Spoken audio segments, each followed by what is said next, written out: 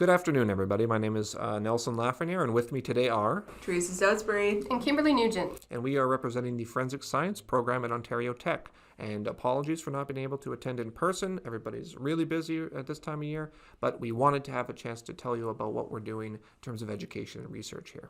So first and foremost, welcome to Ontariotech University. We are no longer the University of Ontario Institute of Technology, which, as we all know, is quite a mouthful. We have rebranded, and we are now Ontariotech University, or Ontariotech. Rolls off the tongue a lot better, I think. But even though we have a new name, we're the same great program. We're doing the same great things here, with the additional benefit of a few new faces. So let's just introduce the team here. So we have Dr. Helene LeBlanc. We have Dr. Cecilia Hagman, and we have myself, Kimberly Nugent, and a new recent hire who is also with us right now is Dr. Teresa Stoutsbury. And so we're very excited. In terms of laboratory technicians, we have Stacy St. Marie, who's been our longtime lab tech, and we have a new recent hire, Dr. Jenna Comstock, who is is another laboratory tech with a focus on chemistry. And then, of course, we have our sort of extended Ontariotech family with Dr. Michael Corbett, retired Detective Constable David Robertson, and Liam Hendricks. So we have a wide variety of expertise here, and so we're doing a lot of good things at the university. And so today we're going to talk a little bit about three major aspects. We want to tell you a little bit about the undergraduate program, then we're going to talk to you about some grad studies, and then finally highlight some research activities that we're currently doing. So first, let's talk about the undergraduate program. So as most of you know, we've been around since about 2005, 2006, and we had our first graduating class in 2009. Our program is a 4-year undergrad degree, and our students graduate with an honors Bachelor of Science. It's very much an applied science. We do have 3 specializations, which I'll mention on the next slide, but we apply the science to forensic science, whether it be biology, chemistry, physics, computer science, just to name a few. It's very much practical, a lot of hands-on learning with our state-of-the-art facilities, and we're also FEPAC accredited. We just went through our second recertification, so we're pretty proud of that as well. I mentioned the specializations, so our students have the option after second year to further specialize, or in other words, take a few extra courses to concentrate in either biology, chemistry, or physics. So in chemistry, for example, they can choose to take instrumental analytical chemistry in addition to fire investigation, which is one of our 4th-year courses. And this will help hone or provide a little bit more expertise or concentration in that area.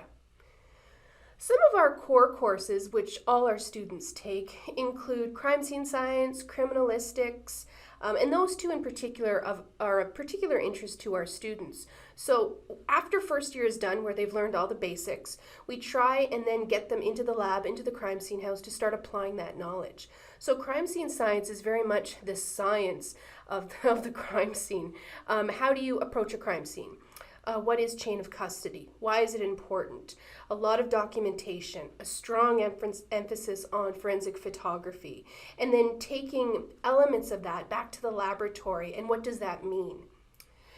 In 3rd year, we then ramp that up with a course called criminalistics, and that's where we really develop more complex crime scenes for the students to investigate over the course of a month. And then we start integrating that with laboratory examinations and expert witness testimony. The students are subpoenaed and they need to testify on one of the cases they worked on. So that's just a taste of some of the content we offer our students.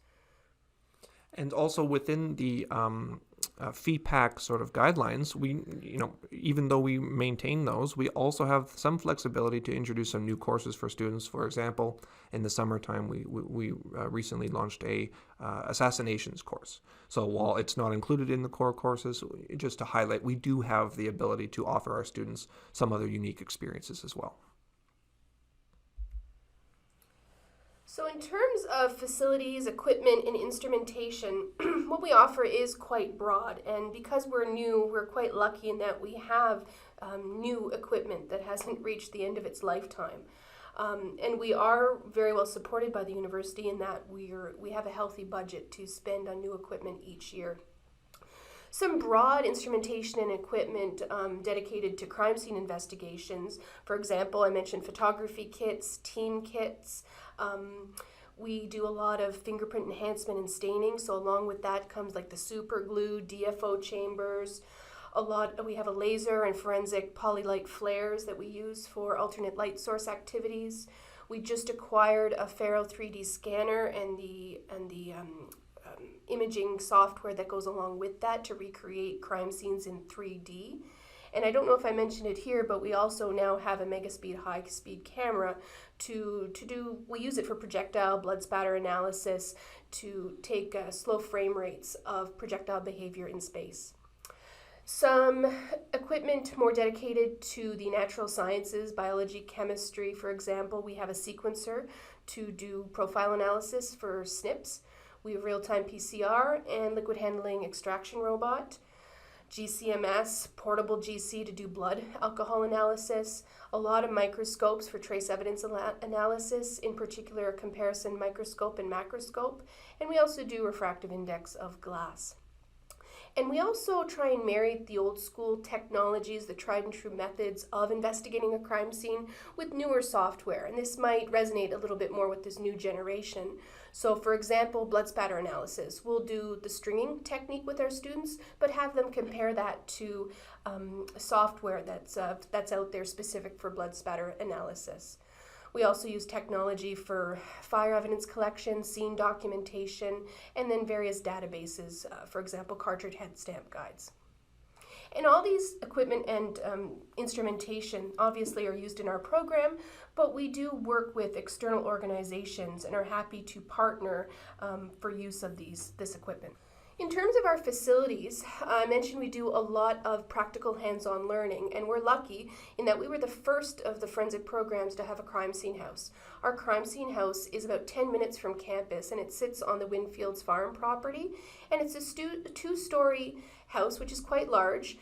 We set up complex scenes in the bedrooms. We also have a lecture room, which is nice, so we can do the practical and the theoretical at the same time.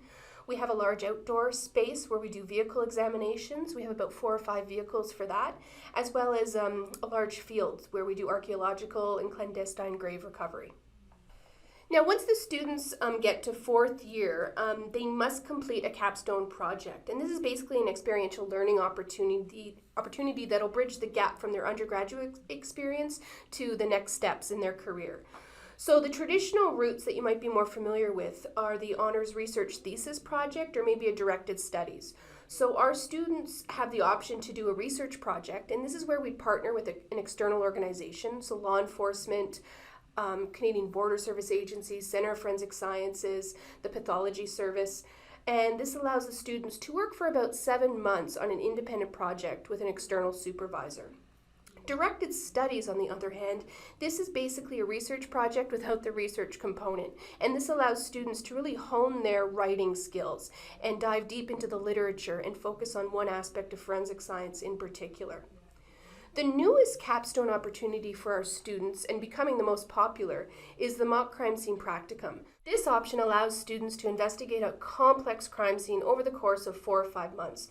We have the students work in teams, they report to a case officer, and we try and make it as realistic as possible at the end of the day. What we're finding is students interested in this mock practicum course are those that really want to have to further their career in law enforcement down the road.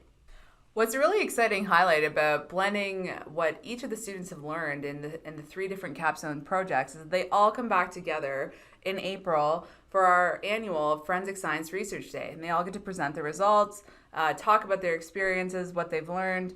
We do invite external organizations and agency members to come, so please come down if you're really interested. Let's switch gears here and talk a little bit about research. I'm going to briefly, for the sake of time, give you a high-level overview of what's going on in terms of our graduate research, and I'll pass the mic off back to Kim, who will talk about some key capstone highlights from the research theses.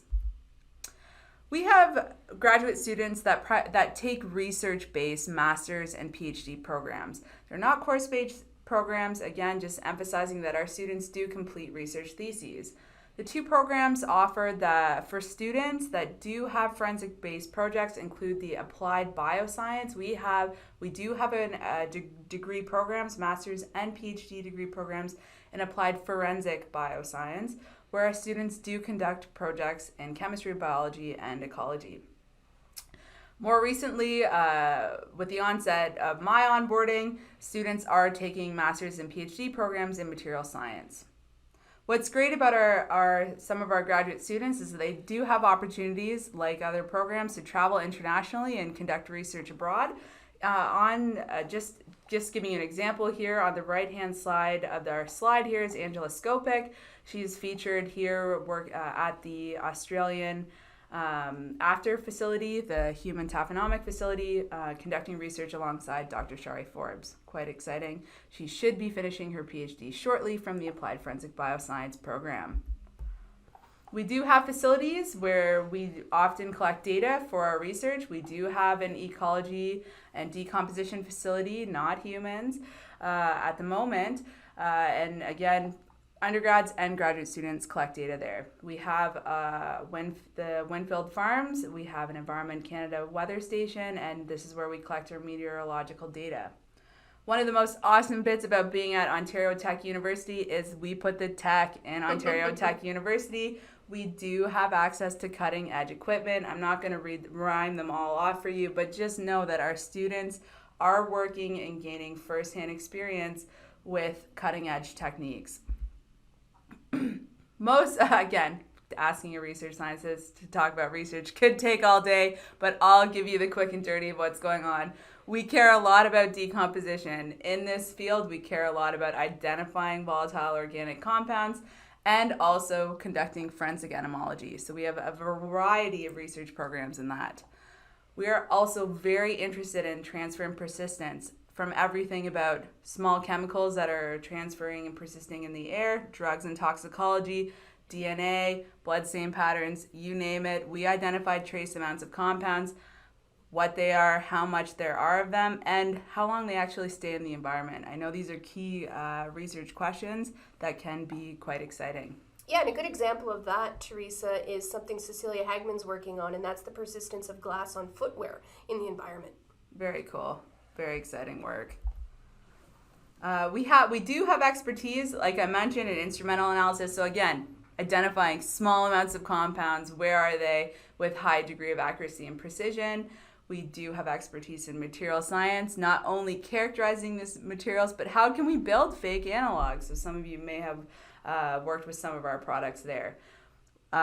Alongside and kind of complementing the work the slide that Kim talked about in terms of our equipment, we do have a lot of expertise in imaging and forensic physics, primarily around blood stain pattern analysis and projectile motion, whether that's being with ballistics, blood stains, or anything of that nature. From kind of the social science point of view, we do look at applied legal research, and this is really around thinking about the assessment and perception of how evidence is perceived in the courtrooms by a variety of stakeholders. So if you're interested in learning any more, again, outreach to us, and we are always looking for research collaborators. And then let's circle around to undergraduate research activities. So here I'm going to highlight some of the projects we've worked on over the years. We've been around for a while, so we have quite a few, but I just wanted to highlight some that might be of particular interest. Right this year we're actually continuing a study that was started a couple of years ago in collaboration with Durham Regional Police. And that was an interesting project on enhancing footwear impressions that contain salt residue. So basically finding the perfect silver nitrate concentration and optimal conditions to provide a great visual enhancement of those footwear impressions. We're also doing research on 3D trajectory, so the accuracy and precision of bullet trajectory and the reconstruction events around those. In doing that, we're using our Megaspeed high-speed camera in order to slow down the frame rates to be able to see that projectile in motion. In the past, we've also done some basic examinations and review of different casting materials, so as it relates to the collection and preserving of blood fingerprints on fabrics. We also have done projects with GSR, so gunshot residue in open environments, and basically examining the depth comparison between chamber markings and ejector impressions. We've done blood stain pattern enhancement projects, in particular examining clothing that's been washed with and without bleach, and then using luminol and phenolphthalein methods to basically see if those blood stains can be observed after washing. We do the dynamics of BSPA as well. So we're investigating in center of mass and dual phase projectile motion, so that phase of flight piece.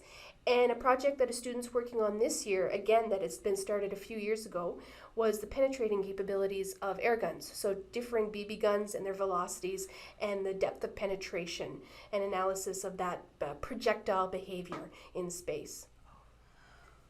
One thing I should mention too that's kind of exciting is our university does have a site license to have cannabis and cannabinoids on campus. So that could be a potential interesting project that we're looking for partners on. And finally, as everybody in this room is a proud member of the Canadian Society of Forensic Sciences, we're excited to be hosting the 2020 conference from May 11th to 15th in 2020.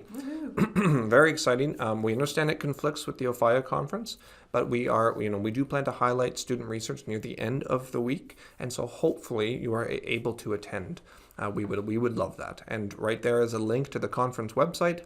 Right now, the call for workshops is open, so if you are interested in career development, professional development, and or want to attend or do a workshop, we're more than welcome to apply.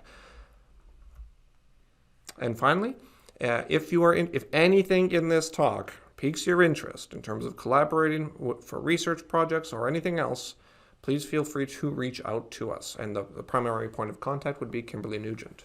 Yeah, thanks. And my email's there if you want to reach out to me. Probably starting in a few months, I'm going to be looking at external placements for our students again. So if there are any project ideas that you might have, I'd love to hear about it. And like the rest of the world, we're on social media. So Twitter, Instagram, Facebook, there we are. Thank you very much. Thanks.